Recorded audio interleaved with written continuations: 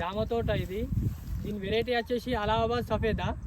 ఇప్పుడు ఇది మామూలుగా చూసుకున్నట్టయితే రేజింగ్ పెట్టేసి మనము పాదు చేసుకోవాలి.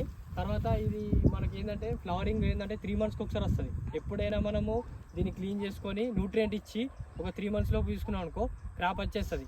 మనం క్లీన్ చేసిన 15-20 days తర్వాత అంటే ఇక్కడ చూసుకున్నట్టయితే ఫ్లవరింగ్ స్టార్ట్ అయింది.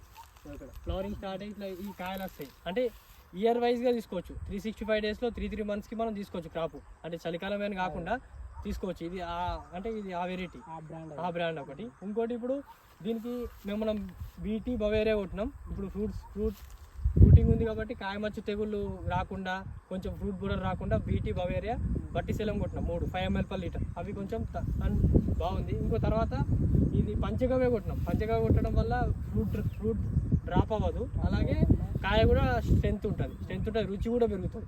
చూసుకున్నట్టయితే ఇది వచ్చేసి 1/2 acre ఉంటుంది మొత్తం ఫీల్డ్ వచ్చేసి.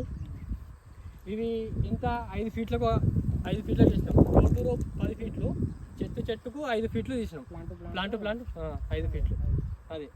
ఇంకోటి దీంట్లో వాటర్ మేనేజ్మెంట్ అని ఇంపార్టెంట్. మనకు వాటరు మార్నింగ్ ఈవినింగ్ ఇప్పుడు షూటింగ్ వచ్చిన తర్వాత రెగ్యులర్గా ఇస్తూ ఉండాలి. అట్లనే 3 daysకి ఒకసారి న్యూట్రియంట్ ఇవ్వాలి. జీవామృతం, పంచగవ్య స్ప్రేయింగ్స్ కానీ, హ్యూమిక్ యాసిడ్ కానీ, తర్వాత వేస్ట్ డికంపోజర్ కానీ, అట్లా ఘనజీవామృతాలు వేసుకోవాలి.